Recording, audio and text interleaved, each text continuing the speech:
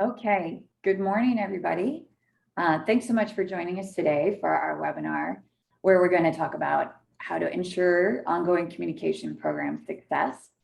I'm Melinda Clover, I'm Director of Product Marketing. I'll be your host today, and we have a couple of our communication experts that are going to share their knowledge with you.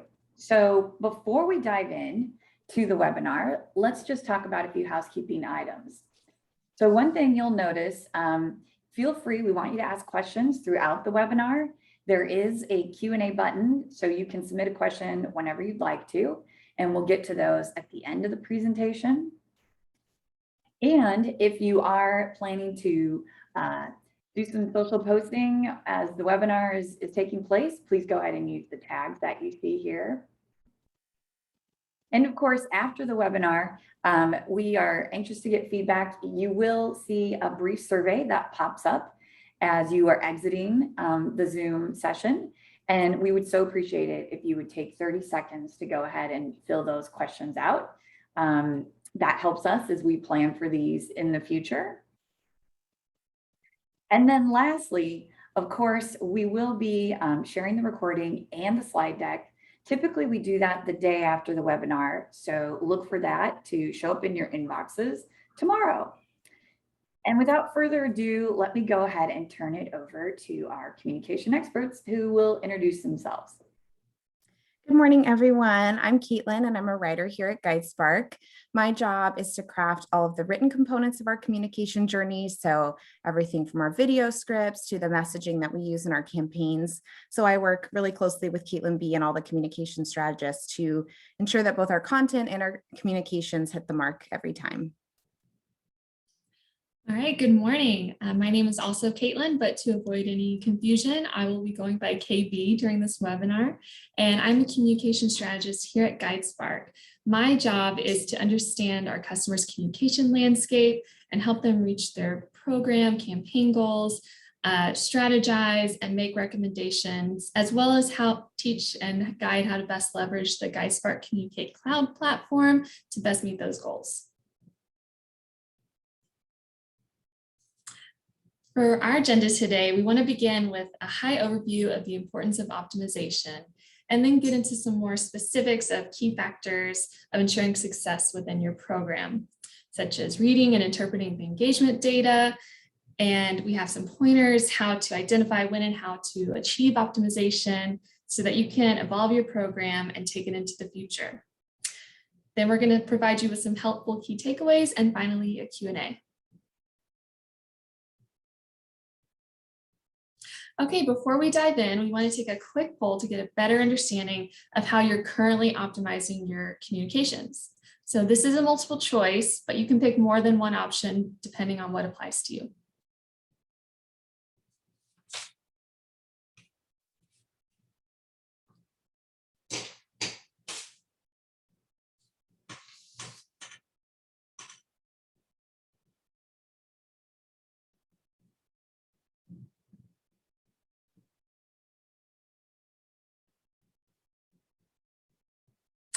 Okay, it looks like 60% of you said we make strategic changes based on feedback and engagement, which is really awesome to hear. We also had a good amount of people that said we use very similar communication outline each year. So we're going to get more into that as we go through the webinar.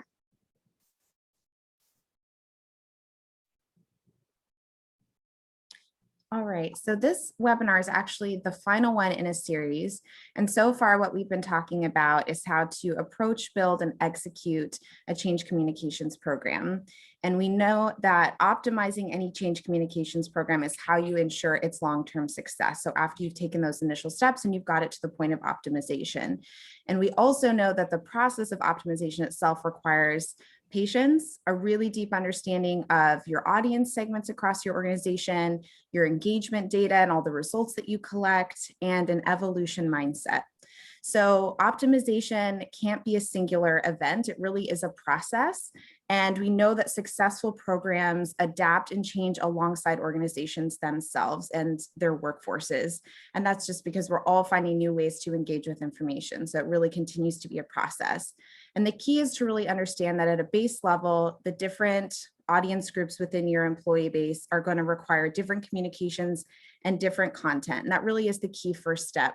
And what that does is it allows you to identify segmentation and personalization opportunities within your messaging approach and your communications so that you can cater every message you send to the specific groups within your organization. So you can build and measure and improve consistently on your communications and also really develop that relationship with your employees and make that more meaningful as well.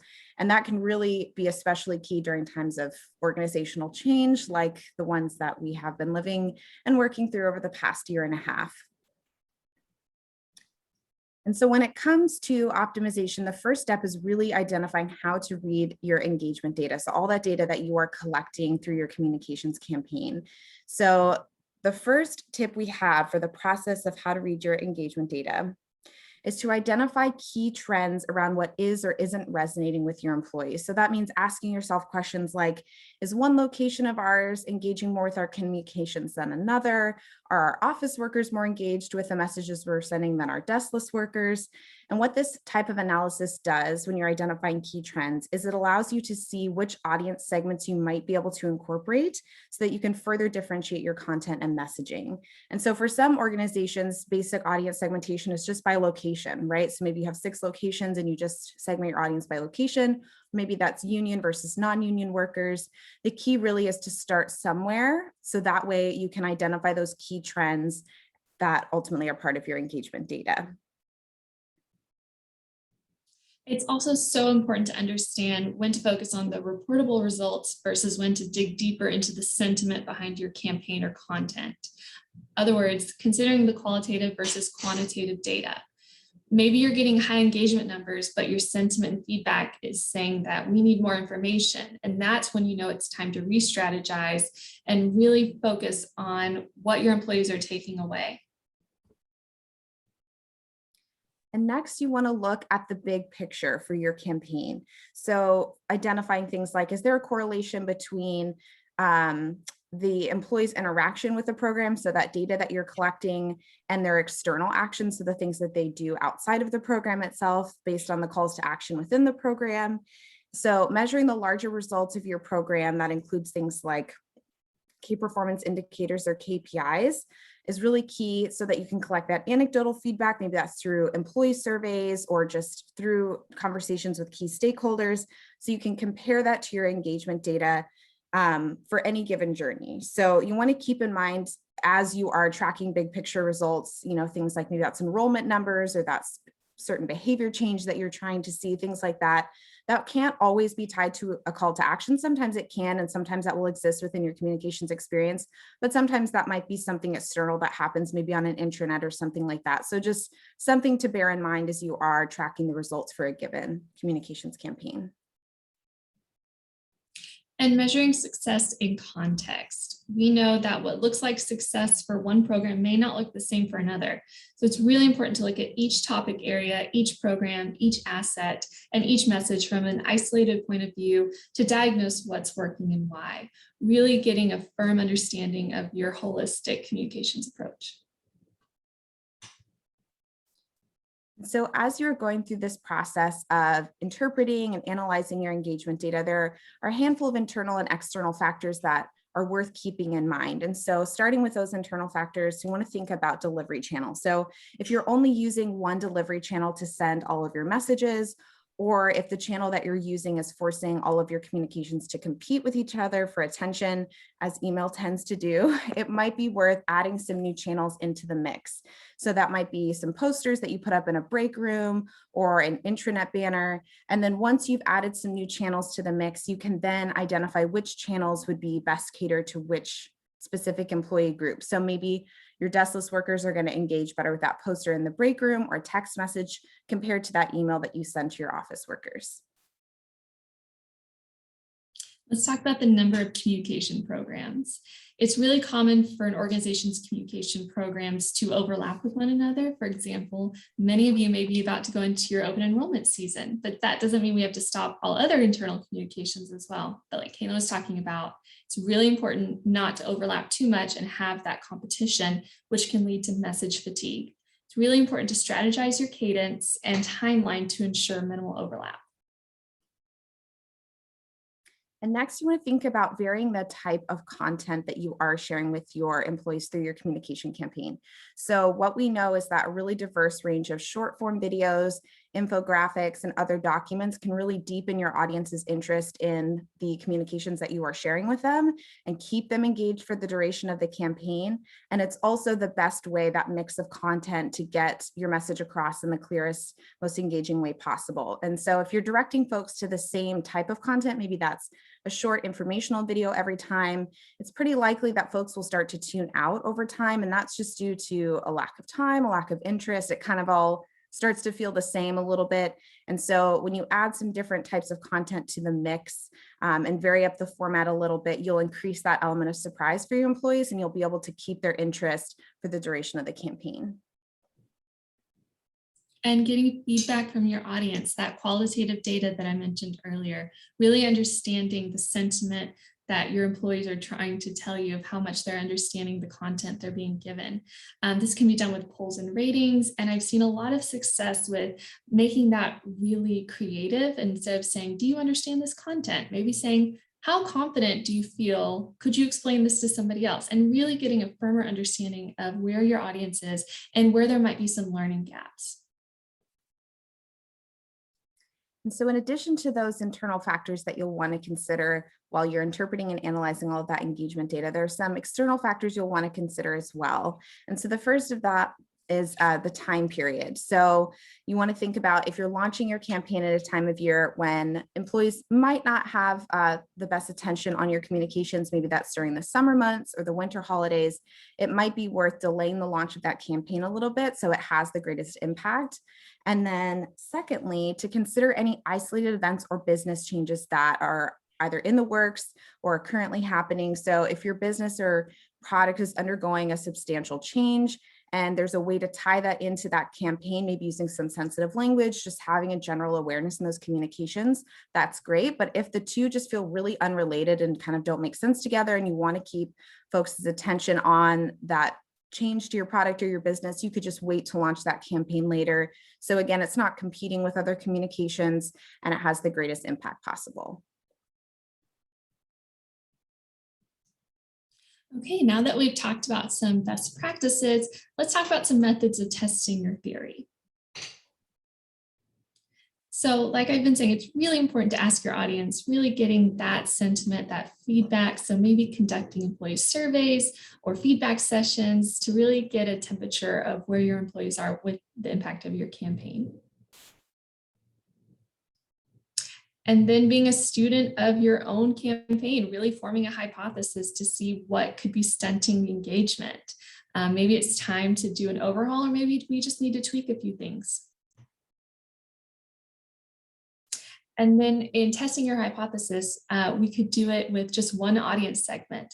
So let's say you have one location of workers that you really want to reach and see if that will work for all of your locations across your entire environment.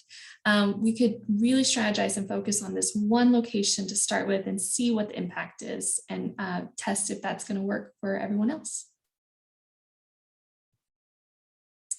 And then let's say it worked. Congratulations, you've gotten high engagement. Let's try expanding these changes. So maybe instead of just by location, like Caitlin was talking about earlier, we really dig deeper into audience segmentation, maybe managers versus part-time employees, union, non-union, and really seeing if the same strategy is going to work for similar groups or if we need to re-strategize. So as you think about evolving your program and the approach that you want to take with this process, it's really important to bear in mind that whatever change and evolution your organization is going to experience down the road is going to require that your communications campaign change and evolve alongside it. So the adoption of new ideas or systems and processes, as I think we all know, happens over time. That's a really gradual process. And so when it comes to your communications program and communicating those changes and staying connected with what's going on in your organization, you want to make sure that you're consistently reviewing and iterating and optimizing on your communications program to create real lasting change with those communications. So in terms of an approach and how to evolve your program, first, I want to think about just understanding your own review process. So cyclical or like action-based subject matter, things like benefits enrollment, as KB was just mentioning, we're in open enrollment season, is going to probably just require more review cycles just by the nature of the subject matter. And so that means just checking in with your data more often and having more opportunities to make those optimization decisions. And by checking in more often, you'll be better equipped to take action, make adjustments to keep that program as relevant as possible. But on the other hand, there are communication programs that'll be very behavior-based. So things like sexual harassment prevention or feedback and coaching, those types of programs might require fewer review cycles. Maybe that's a 3-year program and you're doing a review once a year or maybe quarterly. So in that case, with behavior-based subject matter, you want to think about what goals or key performance indicators are tied with that given communication campaign to identify when it makes the most sense to review. So again, if it's that 3-year program and you have certain benchmarks, things that you want to see happen from year to year, maybe checking in at the end of each year and adjusting your approach going into year 2 would be the way to go. And next, you want to adopt a proactive mindset. So this just means looking ahead again to the future to see what's down the road for your organization and identify how you can bring those changes and that information into your communications as early on as possible. So if you're adopting a new tool or platform as part of your communication strategy, you want to make sure that you're bringing that in as soon as you can and aligning your communication strategy with that program strategy itself. And that way you're making sure that your employees are going to stay engaged with their communications. Everything's going to feel connected and cohesive. Your communications campaign won't feel like an entity unto itself, whereas everything else is kind of happening in the organization on a different path. And so it's really a way to keep things connected and again, to really establish that deeper, meaningful connection with your workforce. And lastly, you want to think about continuously optimizing and improving on your program. So that all starts with collecting some baseline measurements at the outset and understanding that optimization, again, is an ongoing process and it'll never really be complete.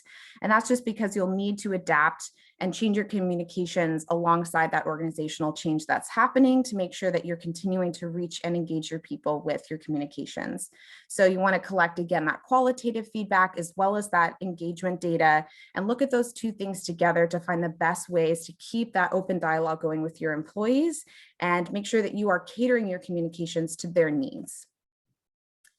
So what we know is that the technologies and platforms that we're using to reach our workforces right now are probably going to be entirely new 5 years from now. So as tastes and trends do continue to change, the strategies that you use to engage your audience will need to change just as often. And so as we think about optimization, we've chatted about just how important segmentation is for your ability to personalize your messaging for your audience. So we want to just check in and identify how are you currently segmenting your audiences. So again, this is multiple choice. If you're doing it by multiple segments, go ahead and select as many options as apply to you. Just go ahead and take a moment.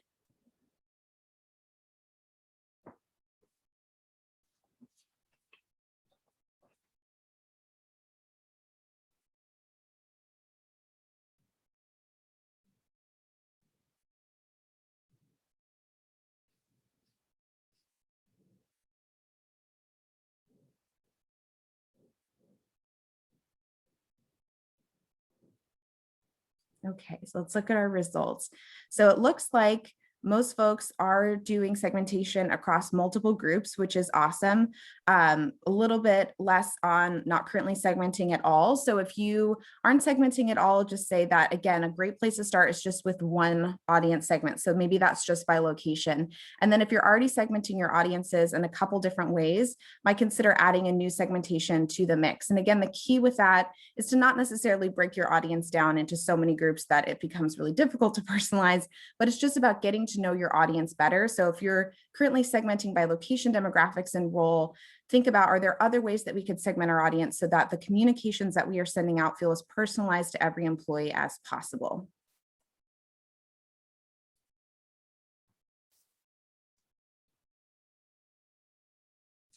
Now let's talk about a use case about optimizing your compensation program. So we're going to talk about a company that follows just a typical compensation program using that evolutionary mindset that Caitlin was talking about. So as you can see from the slide, just from the start, this process took more than 3 years, and it does take time to really get a better understanding of where your employees are, where you want to take them, and really inspire change. So let's talk about year one.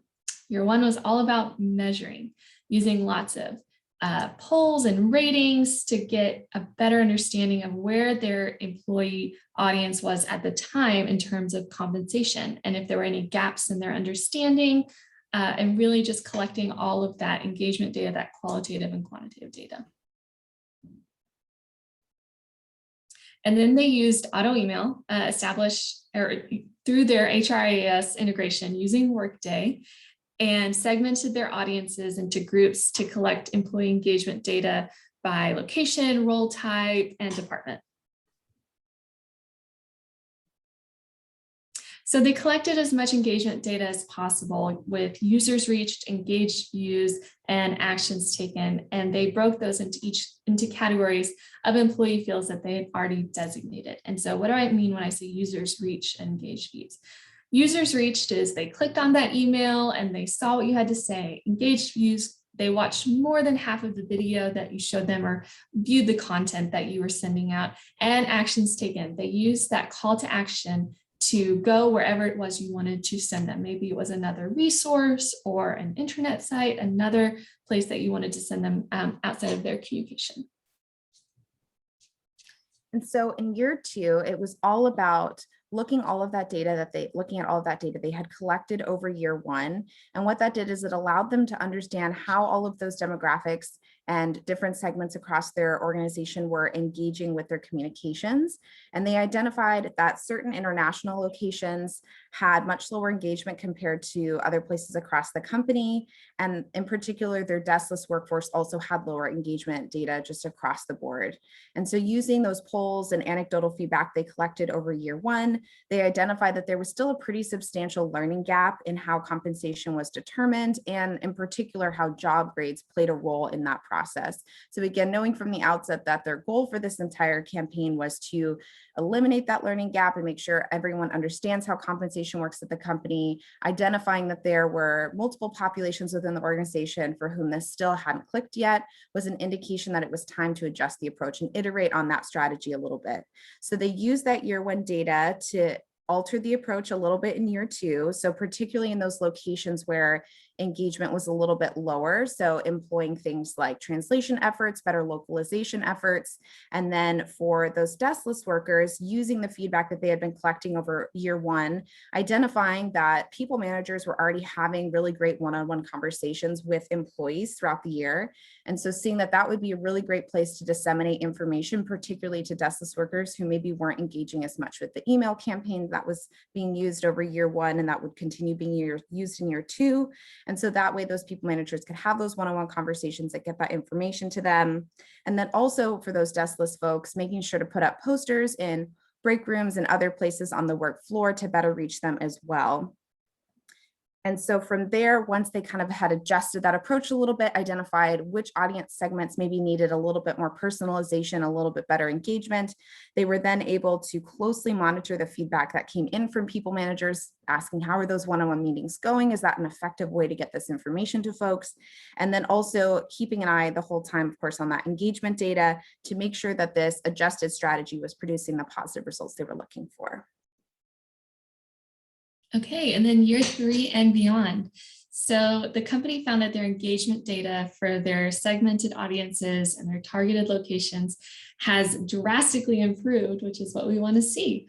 They're getting less feedback that employees need information about compensation, indicating a stronger understanding. They've also discovered new feedback that some of the employees that have been around for a while would like some new, fresh content and messaging, as well as still rotating the current plan for all those new employees. So they're making a plan to really combine that into their new campaign cycle. And going forward, they plan to fine tune and add more layers to the personalization to create a sustained behavior change until the company reaches a steady state.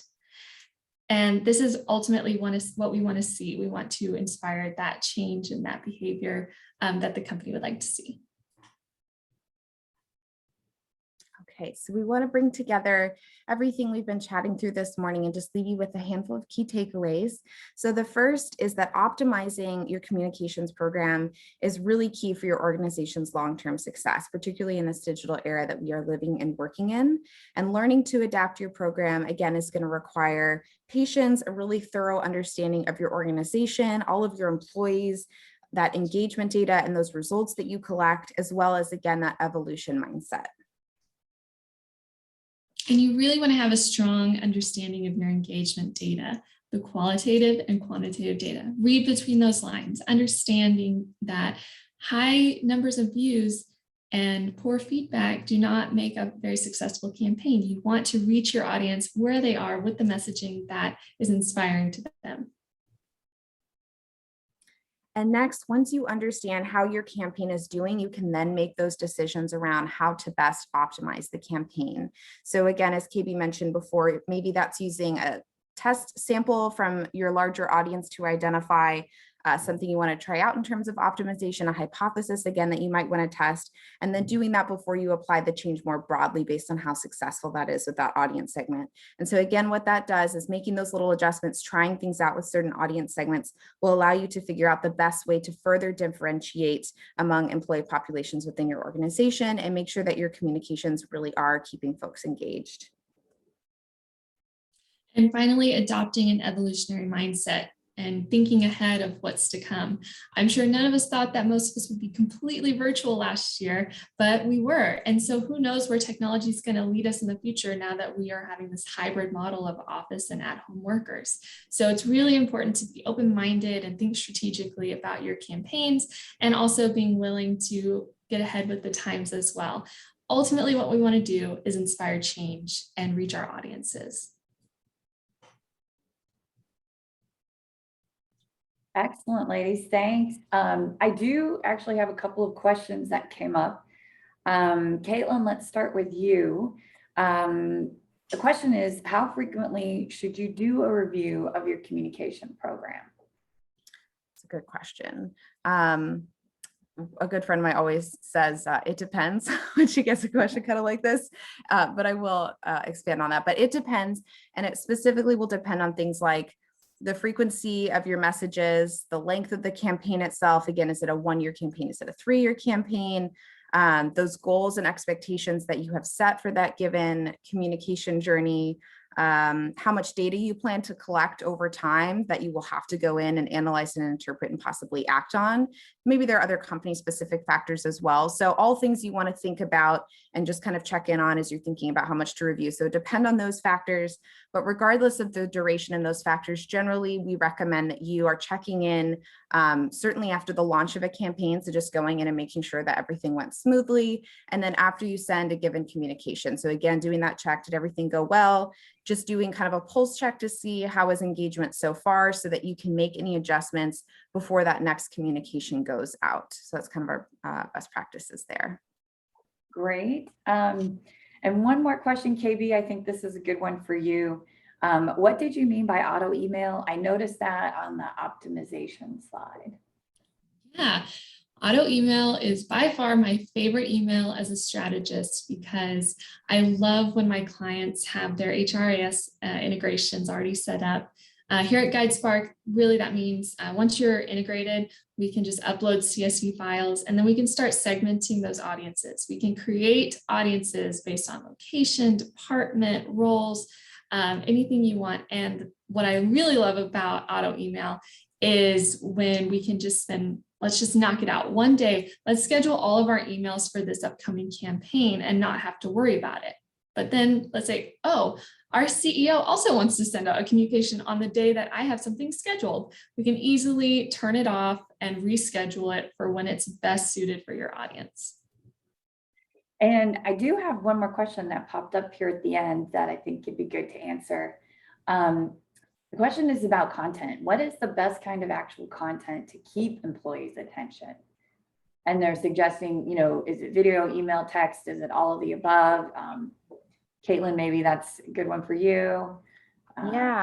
Yeah, I can take that one. We really do recommend a mix. So again, a mix of short form videos, maybe infographics, if you can, some interactive elements, maybe if that's even just polls within the experience or little surveys, printable documents even. Again, you had mentioned SMS text messaging, intranet banners, things like that. But in terms of content itself, a mix is really important. So, and that really comes back to just like everyone learns a little bit differently, and some things might make more sense in an infographic compared to a video. I think it's very tempting to put everything maybe in an animated video because it's really like fun and engaging to look at, but it may actually be best as a really well-designed infographic. So the best way to keep your audience's attention when it comes to your content is to have a mix of those things. So you're not relying on the same type of content that you link with all of your communications, but you're mixing it up a little bit and you're identifying when to use which type of content. Because again, using the same format every time, although it may seem like the way to go, again, using video, something like that may not actually be what is best for that particular message that you're trying to share. Can I add one more thing in regards to that, as well as with auto email? One of the things that I loved, I did a campaign that was really creative where we had the office mascot send out all of the communications for a specific campaign. It was so fun, really fun to work on. And with auto email, I was able to create that mascot to have his own signature line, his own email. And I feel like we've gotten really good engagement when people think outside the box. And like Caitlin was talking about, really using different forms of content to get people excited and see what's coming next, whether that's a Slack or an email or a really fun video, hopefully no longer than about 3.5 minutes. And yeah, that's all I had to add. Great. All right. Thanks, ladies. And I think that's all we've got from our Q&A session. So we can let everybody get back to the rest of their day. Thank everyone, all of you so much for attending. We really appreciate it. Don't forget, if you have 30 seconds to fill out our little survey as you exit the webinar. Thanks so much.